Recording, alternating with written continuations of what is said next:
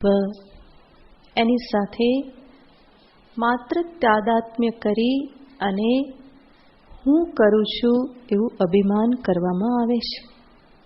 એનો અર્થ કર્તૃત્વ જે છે એ અભિમાનથી વિશેષ બીજું કંઈ જ નથી.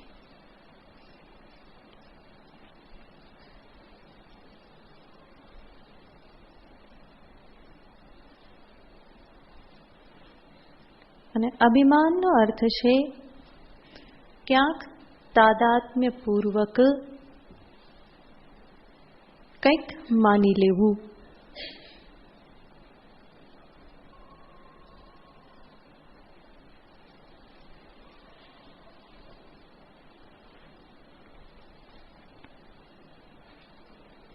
એનો અર્થ અભિમાન એ માન્યતા માત્ર છે. માટે જ કર્તૃત્વાભિમાન એ પણ માન્યતા માત્ર છે.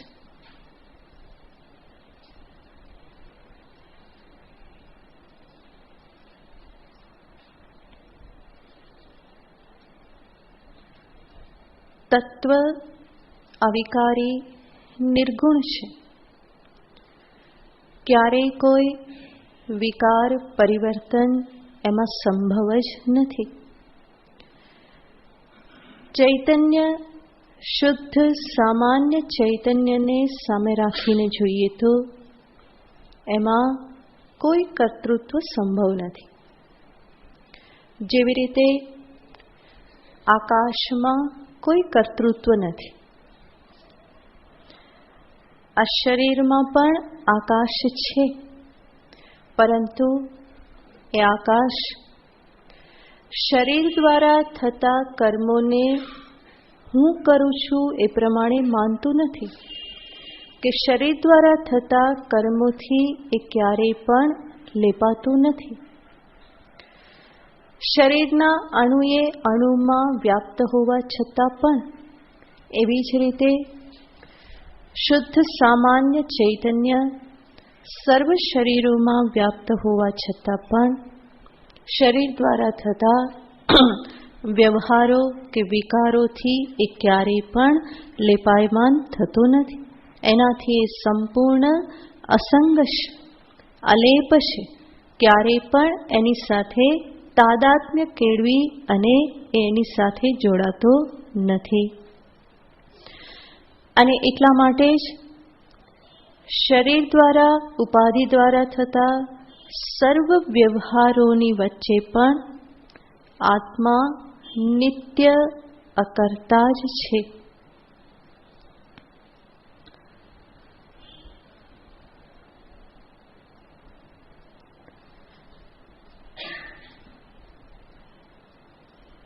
ક્યારેય પણ એ કર્તૃત્વનું કર્મનો આશ્રય બનતો નથી. નિત્ય નિરંતર સદાને માટે એ અકર્તૃ સ્વરૂપ જ છે. જેવી રીતે આકાશ ક્યારેય પણ કર્તૃત્વને ધારણ કરતું નથી, એવી જ રીતે શુદ્ધ ચૈતન્ય કે જે આત્મ સ્વરૂપ છે એ પણ ક્યારેય પણ કર્તૃત્વને ધારણ કરતો નથી. તો સર્વ વ્યવહારોની વચ્ચે હોવા છતાં પણ પ્રકૃતિનું જ અધિષ્ઠાન હોવા છતાં પણ પ્રકૃતિના કોઈ કર્મોનો એની સાથે સંબંધ બનતો નથી. તો અકર્તા છે અને અકર્તા છે એટલા માટે જ અભોક્તા પણ આપોઆપ સિદ્ધ થઈ જાય છે.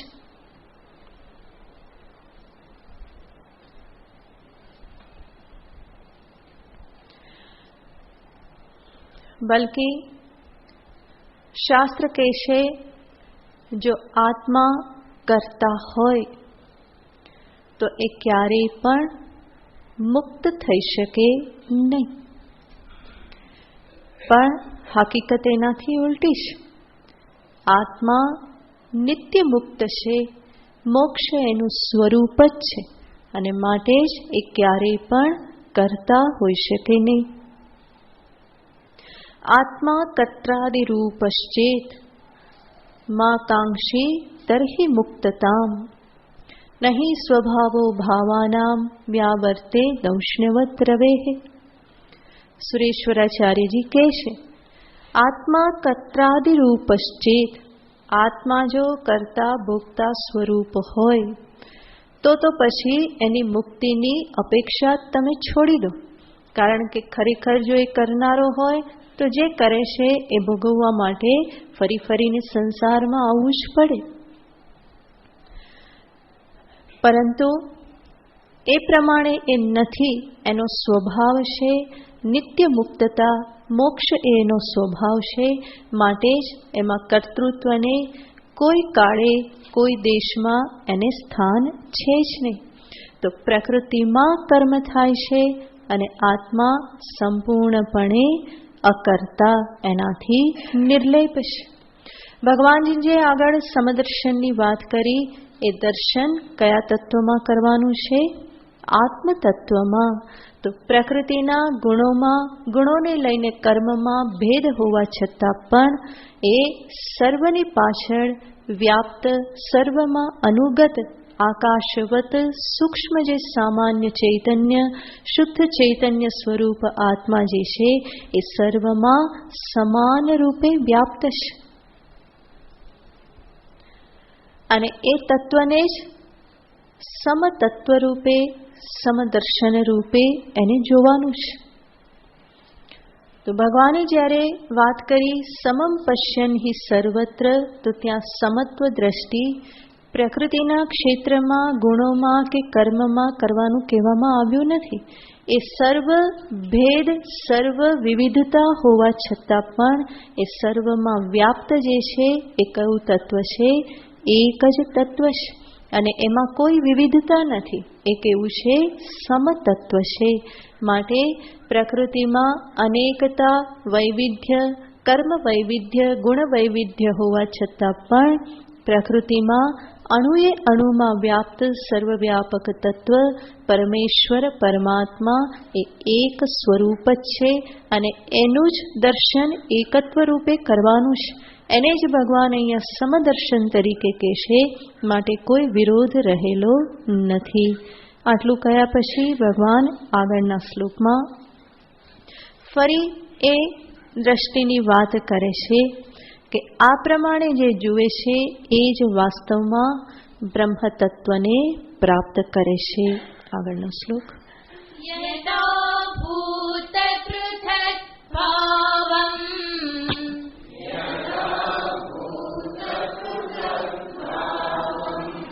એકસ્થમનુપશ્યતિ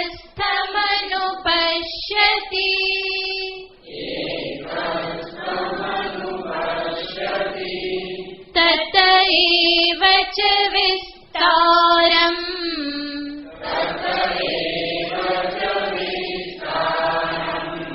બ્રહ્મ સંપદ્યતે તદા.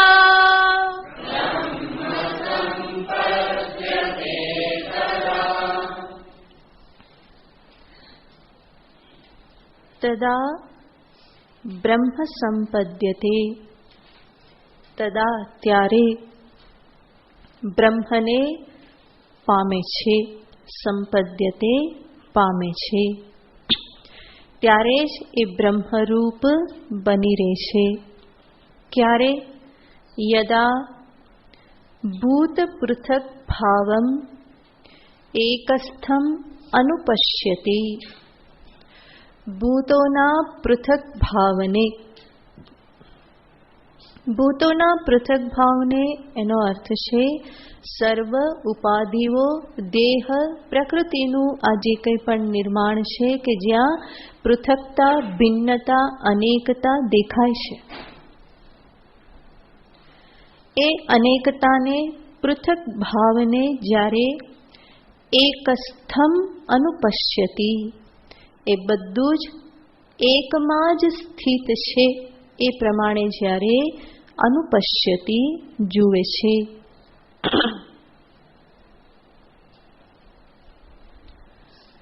જે પણ ભેદ દેખાય છે, અનેકતા દેખાય છે, એનું અધિષ્ઠાન એક જ છે એ પ્રમાણે જ્યારે જુએ છે. એકસ્થમ એકમાં જ બધું સ્થિત છે. એ પ્રમાણે જ્યારે જુએ છે, અને આવું દર્શન ક્યારે સંભવ બને એના માટે શબ્દ વાપર્યો છે અનુપશ્યતિ. અનુપશ્યતિ એનો અર્થ શાસ્ત્ર અને આચાર્યની પાછળ પાછળ એનું શરણ લઈને એના માર્ગદર્શન હેઠળ.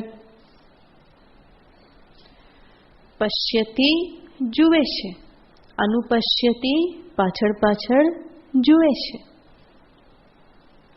રામઃ ગચ્છતિ લક્ષ્મણઃ અનુગચ્છતિ. રામ જાય છે અને લક્ષ્મણ અનુગચ્છતિ. એનો અર્થ શું? એની પાછળ પાછળ જાય છે, એને અનુસરે છે. એવી જ રીતે આચાર્ય ગુરુ પશ્યતિ. અને જે સાધક જે છે એ અનુપશ્યતિ, શાસ્ત્ર અને આચાર્યની સહાયથી. દ્રષ્ટિમાં અંજાયેલો આજે ભેદબોધ જે છે, દ્રઢ ભેદના સંસ્કાર, ભેદ દ્રષ્ટિ કેવી છે તો કે વણાઈ ગયેલી છે. અને એના કારણે જ જીવ હંમેશા પ્રયત્ન કરે છે ભેદ પાડવાનો, વસ્તુઓને જુદી પાડવાનો. આ આનાથી જુદી, આ આનાથી જુદી. અને એ ટેવ પાછી ક્યાં છેક પહોંચે છે? હું પણ આ બધાથી કેવો જુદો, અને હજુ વધારે હું કેવો ઊભો રહું? જુદો થઈને ઊભો રહું. તો કોઈને કોઈ રીતે એ પોતાને હંમેશા જુદો પાડવા માટે પ્રયત્ન કરે છે, અલગ ઊભા રહેવા માટે પ્રયત્ન કરે છે. તો જન્મો જન્મથી આ પ્રયત્ન જ કરતો આવેલો છે. એ જે ભેદ દ્રષ્ટિ, ભેદના સંસ્કાર કે ભેદમાં જ રમણ કરવાની જે ટેવ પડી ગયેલી છે, એ ક્યારેય પણ જાતે જાતે છૂટવાની નથી. એ ભેદ દ્રષ્ટિનો જે પ્રવાહ જે છે એને બ્રેક કરવા માટે શાસ્ત્ર આચાર્યની અનિવાર્યતા છે. એ જ મને બતાવી શકે વિવિધતામાં એકત્વ, અનેકતાની પાછળ એકત્વ, વિષમતાની પાછળ સમતત્વ. આ દર્શન માત્ર ને માત્ર આ ગુરુ પરંપરા, શાસ્ત્રના શરણમાં રહીને જ આ બધું પ્રાપ્ત થઈ શકે. માટે ભગવાન અનુપશ્યતિ એવો શબ્દ વાપરે છે. તો ભૂતાનામ પૃથક ભાવમ, ભૂતોની આ વિવિધતા જે છે, અને છે જ વિચાર કરશો તો માયામાં કેટલી બધી વિવિધતા છે. આટલા બધા શરીર ઉત્પન્ન થાય છે, એમાંથી કોઈ એક સરખા દેખાતા નથી. અનેક જીવ, અનેક યોનિઓ ઉત્પન્ન થાય છે. ચિત્ર વિચિત્ર કેટલી બધી વિવિધતા, જેને ગણી શકાય નહીં. અપાર વિવિધતા છે. વન્ય સૃષ્ટિ જુઓ, જલ સૃષ્ટિ જુઓ, ઇવન વનસ્પતિ સૃષ્ટિ જુઓ, કેટલા પ્રકારની વનસ્પતિઓ છે. તમે જે પ્રકારના પાંદડાનો આકાર તમારા મનમાં કલ્પના કરો, એવું પાંદડું તમને ક્યાંક ને ક્યાંક મળી જ જશે. સૌથી નાનામાં નાનું પાન, મોટું મોટું પાન, જે પણ તમે કલ્પના કરો, ચોરસ, ત્રિકોણ, લંબગોળ, ગમે એવા પાંદડાની તમે કલ્પના કરો, એ સૃષ્ટિમાં ક્યાંક ને ક્યાંક તો રહેલું જ છે. બલકી તમે કલ્પના ન કરી હોય એવી અનેક વસ્તુઓથી આ સૃષ્ટિ ભરેલી છે. તો વિવિધતા તો અપરંપાર છે. માયામાં કેટલી બધી વિવિધતા છે, પરંતુ એ સર્વ વિવિધતાની પાછળ તત્વ કેવું છે?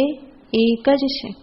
સમસ્ત વિવિધતા જે છે એનું એક જ બીજ છે, માયા. અને માયા બીજ જે છે એ કોને આશ્રિત છે? એક પરમાત્માને જ આશ્રિત છે. તો સર્વભૂત પૃથક ભાવ જે છે એક સ્તંભ, એકમાં જ આશ્રિત છે. અનેક વિધ જે કંઈ પણ દેખાય છે એનું બીજ તો એક જ છે. અને એકમાંથી, એક જ માયા બીજમાંથી આટલી વિવિધતા પ્રગટ થાય છે. અને એ જ માયાનું માયાત્વ છે, જાદુગરી છે. તો જાદુગર તો એને જ કહેવાય ને. જાદુગર આપણે કોને કહીએ તો કે એક જ બીજમાંથી આંબો લીંબો પીપળો બધું એ દેખાડવા લાગે. તો બીજ એક છે અને છતાં પણ એમાંથી આ બધી વિવિધતા એ દેખાડવા લાગે તો એને શું કહેવાય? જાદુ કહેવાય. એવી રીતે માયા બીજ તો એક જ છે. એક જ માયા બીજમાંથી આટલી ચિત્ર વિચિત્ર સૃષ્ટિ ઉત્પન્ન થયેલી છે. એટલા માટે જ તો એ માયાનું જાદુ છે. પરંતુ એ જે વિવિધતા જેમાંથી પ્રગટ થયેલી છે એ માયા શક્તિનો આધાર તો ફરી કોણ છે? એક જ અધિષ્ઠાનભૂત પરમાત્મા. તો એકસ્થમ અનુપશ્યતિ, અને એ એકમાંથી જ તત એવ ચ વિસ્તારમ, આ જે કંઈ પણ વિસ્તાર થયેલો છે શેમાંથી થયેલો છે? એ એકમાંથી જ વિસ્તાર થયેલો છે. કોઈ બીજે ક્યાંયથી આ વિસ્તાર થયેલો નથી. તો માયામાંથી પ્રગટ થયેલું છે. અને માયા આ પ્રમાણે પ્રગટ થાય છે એ કોની સન્નિધિથી? ચૈતન્ય તત્વની સન્નિધિથી. તો ચૈતન્ય પરમાત્મા પોતે કંઈ કરતા કે કરાવતા નથી, અને છતાં પણ એના વગર કંઈ થતું પણ નથી. અને આ જ તો બ્યુટી છે.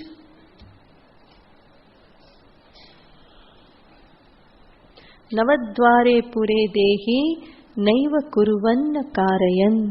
આત્મતત્વ આ નવદ્વાર રૂપી નગરી શરીરમાં રહેલ છે, પરંતુ કેવી રીતે? નૈવ કુર્વન ન કારયન, કંઈ કરીને નહીં કે કરાવીને પણ નહીં. કંઈ કરે નહીં કે કરાવે નહીં, અને છતાં પણ જો એ ન હોય તો આ શરીર કંઈ કરી શકે નહીં, તરત જ ઠપ થઈ જાય. તો એની જો અભિવ્યક્તિ ન હોય તો પણ આ કંઈ કરી શકતું નથી.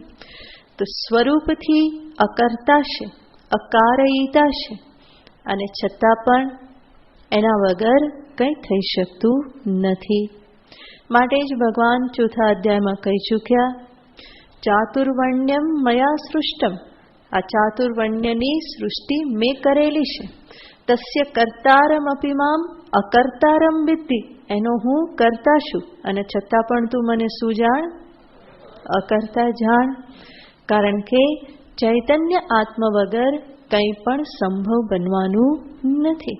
સમસ્ત જગતમાં ઉપાધિમાં જે કંઈ પણ સૌંદર્ય કે શુભ છે એ બધું કોના કારણે છે? ચૈતન્ય અધિષ્ઠાનના કારણે જ. તો આ જ તો સ્વરૂપની મહિમા છે. તત એવ ચ વિસ્તારમ, બધું જ એમાંથી જ પ્રગટ થયેલું છે. પણ જડ પ્રકૃતિ સ્વયં તો બધું કરી શકે એમ નથી. ચૈતન્યની સન્નિધિ વગર એ સંભવ નથી. માટે કહેવું પડે કે જે કંઈ પણ પ્રગટ થયેલું છે એ તત એવ ચ વિસ્તારમ, એમાંથી જ આ બધો વિસ્તાર થયેલો છે. તો પ્રકૃતિ દ્વારા, પરંતુ પ્રકૃતિ કેવી? ચૈતન્યથી અધિષ્ઠિત. અને ચૈતન્યથી અધિષ્ઠિત પ્રકૃતિમાંથી જ બધું થાય છે. એને જ જગતને માટે, જગતને સામે રાખીને પરમાત્માનું તટસ્થ લક્ષણ રૂપે દર્શાવવામાં આવે છે. યતો વા ઇમાની ભૂતાની જાયન્તે યેન જાતાની જીવંતી યત પ્રયંત્ય વિષમ વિશંતીતિ તદ્વિજિજ્ઞાસસ્વ તદ બ્રહ્મેતિ. એ જ બ્રહ્મ છે. શું બ્રહ્મ છે? યતો વા ઇમાની ભૂતાની જાયન્તે, જેમાંથી આ બધા જ ભૂતો જે છે એ પ્રગટ થાય છે, જેમાં બધા સ્થિત રહેશે, અને પ્રલય કાલે બધા જેમાં વિલીન થઈ જાય છે. બલકી આ તત્વ શું છે? તો કે અવ્યક્ત માયા છે. પણ અવ્યક્ત માયાનું પણ અધિષ્ઠાન બ્રહ્મ છે. એના વગર માયા કાર્યરત થઈ શકે નહીં. તો એ અધિષ્ઠાન તત્વને તદ્વિજિજ્ઞાસસ્વ, એને તું જાણવાની ઈચ્છા કર. કારણ કે એ જ શું છે? તત્ બ્રહ્મ, એ જ બ્રહ્મ તત્વ છે. તો તત એવ ચ વિસ્તારમ, એમાંથી જ આ બધો વિસ્તાર થયેલો છે. અને એને જ પરમાત્માના સંકલ્પ રૂપે પણ ઉપનિષદમાં દર્શાવવામાં આવે છે. એકોહમ બહુશ્યામી, હું એક છું અને હવે કેવો થઈ જવું? અનેક થઈ જવું. અને પરિણામે શું થયું? માયા શક્તિ કાર્યરત થઈ ગઈ કે ચલો હવે પરમાત્માની ઈચ્છા થઈ ગઈ છે, હવે મારે કામે ચડી જવાનું છે. અને એક વખત માયા શક્તિ કામે લાગી જાય પછી તો એ ચાલે ચાલે ચાલે એટલો બધો વિસ્તાર થઈ જાય કે પછી જેનો કોઈ અંત જીવ પામી શકતો નથી. તો એમાંથી જ બધું ઉત્પન્ન થયું. સો કામયત, એમણે કામના કરી. સો કામયત એકોહમ બહુશ્યામ, હું એક છું અને એમાંથી અનેક બની જાઉં. અને જેવો સંકલ્પ થયો કે તરત જ સચ્ચત્યચ્ચા ભવત, એ શું બની ગયા? સત અસત એ બધું જ એ બની ગયા. નિલયનંચા નિલયનંચ, બધા જ જે કંઈ પણ દ્વૈત દેખાય છે સર્વરૂપે કોણ બની ગયા? પરમાત્મા બની ગયા. એ જ માયાના વિસ્તારથી આ બધું થયું. તો ભગવાન અહીંયા કહે છે તત એવ ચ વિસ્તારમ, અને એના દ્વારા ભગવાન દર્શાવી દે છે કે વાસ્તવમાં જે કંઈ પણ વિવિધતા દેખાય છે, જે કંઈ પણ આ ઉપાધિગત જે પણ વિવિધતા છે, જે નામરૂપ દેખાય છે, એ કોઈ અધિષ્ઠાન આત્માથી ભિન્ન નથી. અને માટે અનેક જણાતું હોવા છતાં પણ પરમ સત્ય તો અંતે એકનું એક જ છે. ઘટ ઘડિયા પછી નામરૂપ જૂજવા, અંતે તો હેમનું હેમ હોય. તત એવ ચ વિસ્તારમ, એમાંથી જ આ બધો વિસ્તાર થયેલો છે. માટે અંતે તો બ્રહ્મનું બ્રહ્મ હોય. બ્રહ્મ લટકા કરે બ્રહ્મ સામે. અને આ રીતે જ્યારે દ્રષ્ટિ પ્રાપ્ત થઈ જાય તો તદા સંપદ્યતે બ્રહ્મ, ત્યારે જ એ જીવ પોતાના બ્રહ્મ સ્વરૂપને પામે છે. પામે છે એનો અર્થ નહીં કે બીજે ક્યાંય જઈને પામે છે, પોતે જે હતો એ જ પોતાના અસલી સ્વરૂપને જાણે છે.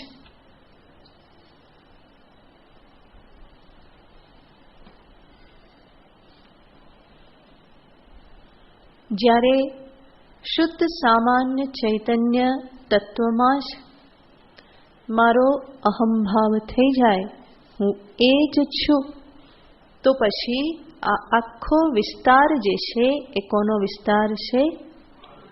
મારો જ વિસ્તાર છે. તત એવ ચ વિસ્તારમ, એમાંથી જ આ બધો વિસ્તાર થયેલો છે.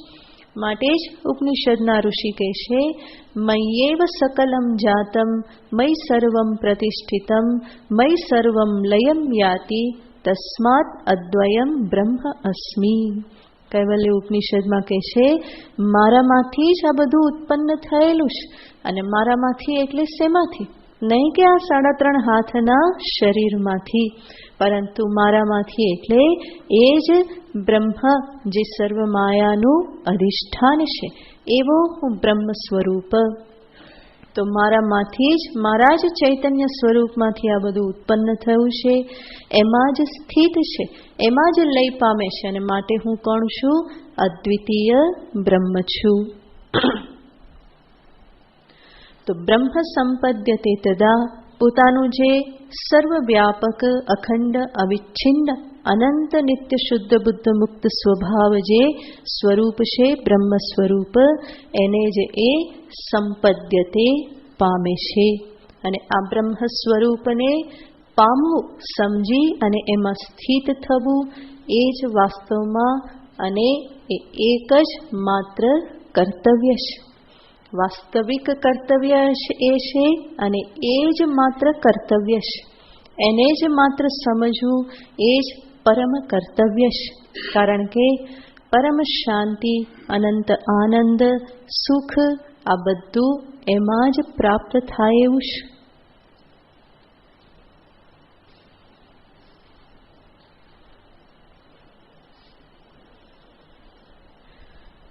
તો ભગવાન એ જ દ્રષ્ટિને ફરી ફરી પ્રાપ્ત કરવા માટે સાધકને પ્રેરિત કરે છે.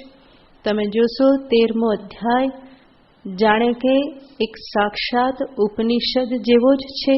ફરી ફરીને ભગવાન તત્વનું જ પ્રતિપાદન કરે છે.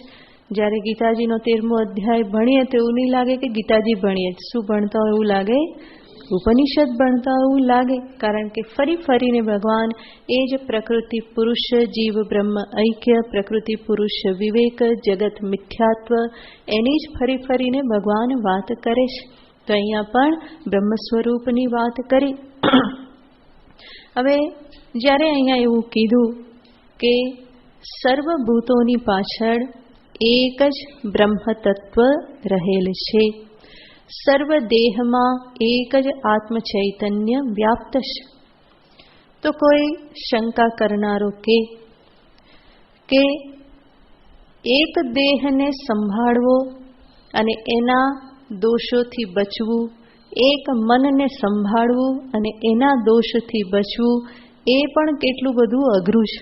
અને આ બધાને પોતાનામાં લેવા જઈશું તો પછી થાય શું? કેટલા દોષ બધા આવે અને એ બધાને કેવી રીતે હેન્ડલ કરી શકાય? તો એનો ઉત્તર ભગવાન આગળના શ્લોકમાં આપે છે. પાછા ભૂલી જાય છે. અનેક વખત કીધું કે આત્મા અસંગ છે, દેહની સાથે કોઈ સંબંધ નથી, દેહના દોષથી એ દોષયુક્ત થતો નથી. અને છતાં પણ ફરી અહીંયા પ્રશ્ન શું કરે છે? એક દેહ મન સચવાતા નથી, બધાને પોતાનામાં લેવા જાઓ તો પછી શું થશે? તો એનો ઉત્તર ભગવાન આસાનીથી આપી દેશે. અનાદિત્વાત નિર્ગુણત્વાત અયમ પરમાત્મા અવ્યયઃ. પરમાત્મા અવ્યય. પરમાત્મા કેવા છે? અવ્યય છે. અવ્યયનો અર્થ જેનામાં ક્યારેય પણ વ્યય એટલે કે કોઈ પણ પ્રકારનો ક્ષય વિકાર પ્રાપ્ત થતો નથી, પરિવર્તન પ્રાપ્ત થતું નથી.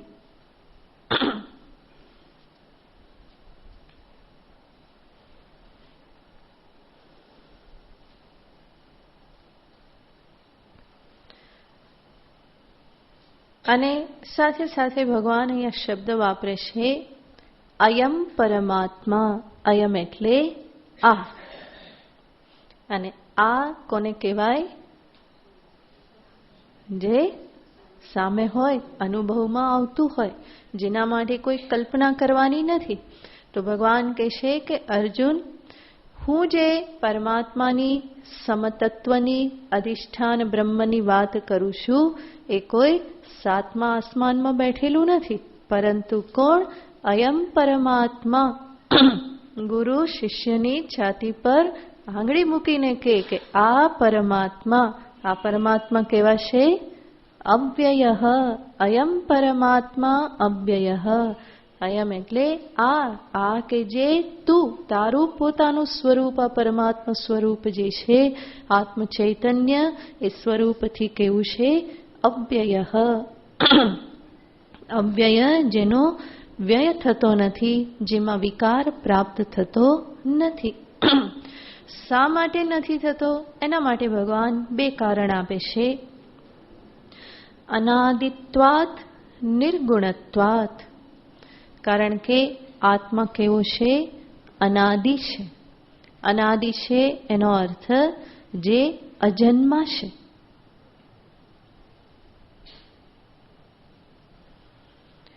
અજન્મા છે એ જ બતાવે છે કે એ અવિકારી છે, કારણ કે જન્મ સ્વયં એક વિકાર છે. અને એક જન્મ થાય તો પછી આગળના બીજા વિકારોથી બચી શકાય નહીં. વર્ધતે, વિપરિણમતે, અપક્ષીયતે, આ બધાથી બચી શકાય નહીં. પરંતુ પહેલા જ જન્મનો જ અભાવ છે, અનાદિ છે. તો એ વિકાર જ નથી, માટે આગળના કોઈ વિકાર પણ પ્રાપ્ત થતા નથી. તો અજન્મ શબ્દ કે અનાદિ શબ્દ સ્વતઃ વિકાર અભાવને બતાવે છે. કોઈ પણ વસ્તુમાં બે પ્રકારે વિકાર આવી શકે. એક તો સ્વતઃ એટલે પોતાનામાં ને પોતાનામાં જ, અને બીજું પરતઃ વિકાર, બીજાની સાથે સંબંધ થવાથી વિકાર.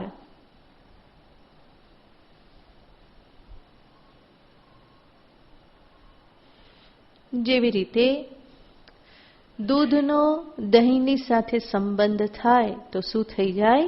વિકાર થઈ જાય. પરંતુ દૂધનો દહીં સાથે સંબંધ ન થાય અને એને એમનેમ જ રાખવામાં આવે તો પણ એ બગડવાનું છે, વિકૃત થવાનું છે. તો સ્વતઃ વિકાર છે અને પરતઃ વિકાર પણ છે. પરંતુ આત્મ સ્વરૂપ જે છે એમાં આ બેમાંથી કોઈ વિકાર નથી. સ્વતઃ વિકાર નથી એને બતાવવા માટે ભગવાન કહે છે અનાદિત્વાત, એ તો અજન્મા છે, પોતાનામાં કોઈ વિકાર નથી. અને નિર્ગુણત્વાત પરતઃ વિકાર અપી નાસ્તિ, નિર્ગુણ છે, એનામાં કોઈ ગુણ નથી, કોઈ ગુણનો એની સાથે સંબંધ નથી. નહીં તો ગુણના વિકારથી ગુણીમાં વિકાર પ્રાપ્ત થાય.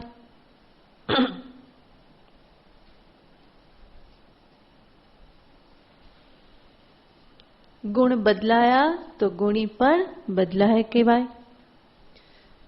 પરંતુ સ્વરૂપ એવું છે, સ્વયં નિર્ગુણ છે, કોઈ ગુણની સાથે સંબંધ નથી. માટે ગુણ પરિવર્તનથી પણ આત્મ સ્વરૂપમાં કોઈ પરિવર્તન નથી. અને એ નિર્ગુણ એટલા માટે છે કે કોઈ ગુણનો સંબંધ થતો નથી. કોઈ ગુણનો સંબંધ એટલા માટે નથી થતો કે સ્વયં અસંગ છે.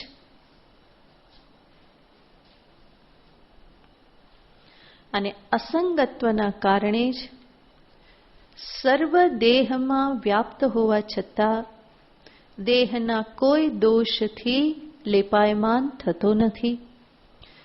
સર્વ મનમાં વ્યાપ્ત હોવા છતાં, સર્વ વૃત્તિઓમાં વ્યાપ્ત હોવા છતાં પણ મનના કોઈ વિકારની અસર આત્મચૈતન્ય પર નથી થતી.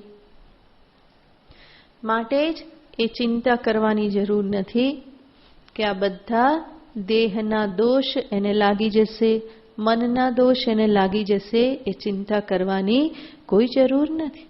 તો ભગવાન અંતે બતાવી દેશે, શરીરસ્થોપી કૌંતેય ન કરોતિ ન લિપ્યતે. હે કૌંતેય, હે અર્જુન, શરીરમાં જ સ્થિત હોવા છતાં પણ આત્મા અયમ પરમાત્મા ન કરોતિ ન લિપ્યતે, કંઈ કરતો નથી. અને એટલા માટે જ ન લિપ્યતે, એ સેનાથી પણ લેપાયમાન થતો નથી.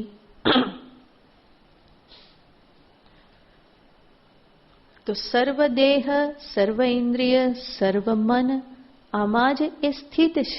અને એમાં સ્થિત હોવા છતાં પણ એના કોઈ દોષ એના ઉપર લાગતા નથી. અસંગત્વાત, અનાદિત્વાત, નિર્ગુણત્વાત. માટે એક શરીર મન સચવાતા નથી, બીજા ક્યાં સાચવું, આ બધા પ્રશ્નને કોઈ સ્થાન નથી. બલકી એકને પણ તું સાચવતો નથી. એ પ્રકૃતિનો સ્વભાવ છે, એ પ્રમાણે એ કાર્ય કર્યા કરે છે. ક્યાંક એવું લાગે કે મારી ઈચ્છા મુજબ થઈ ગયું એટલે એવું લાગે છે કે હું બધું સંભાળું છું. પરંતુ એ જોતો નથી કે 100માંથી 95 ઈચ્છા પૂરી થતી નથી. એ જુએ છે કોને? 5ને કે 1-2ને જુએ છે. અને એના પરિણામે એને લાગે કે હું કંઈક કરું છું. પણ વાસ્તવમાં એ તો સ્વભાવમાં થવાનું હતું. કાગનું બેસવું ને ડાળનું પડવું એટલું જ માત્ર છે. બાકી કાગડો કોઈ ડાળને પાડતો નથી. એવી રીતે અહીંયા ભગવાન કહેશે, શરીરસ્થ અપી, હું શરીરમાં જ સ્થિત હોવા છતાં પણ અયમ પરમાત્મા, એ પરમાત્મા ક્યાં રહેશે? એનું એડ્રેસ શું આપ્યું ભગવાને? શરીરસ્થ. હે શું છે? એમનું એડ્રેસ છે. પરમાત્મા ક્યાં રહેશે? આ શરીરમાં જ. શરીરસ્થ અપી ન કરોતિ ન લિપ્યતે, એ કંઈ કરતો નથી કે લેપાયમાન થતો નથી. અને આ જ સ્વરૂપનો મહિમા છે. એટલું મહાન સુંદર સ્વરૂપ મારું હોવા છતાં પણ એને ભૂલી ફરી ફરી ક્યાં બેસી જઉં છું? આ શરીરની અંધાર કોટડીમાં. છું તો હું કોણ? સમસ્ત જગતનું અધિષ્ઠાન, સ્વયં પ્રકાશ, સર્વને સત્તા સ્ફૂર્તિ પ્રદાન કરનારો. પણ ફરી પાછો આંખો બંધ કરીને ક્યાં બેસી જવું? આ જ કોટડીમાં. તો એ જ તો વિડંબણા છે. આટલું મૂલ્યવાન સ્વરૂપ હોવા છતાં પણ એની સાથે અહંભાવ થતો નથી. ફરી ફરીને દેહના ધર્મો, ઇન્દ્રિય, પ્રાણ, મન, બુદ્ધિ અને એના ધર્મોને ફરી પોતાની ઉપર લાદી અને ફરી ફરીને પોતાને પરિચ્છિન્ન જ કરી દેવામાં આવે છે. અને એના પરિણામે જ સંસારમાં આવાગમન ચાલ્યા કરે છે. પણ જે સર્વવ્યાપક છે એણે ક્યાં આવવાનું ને ક્યાં જવાનું? કોઈ આવાગમન એનામાં છે નહીં.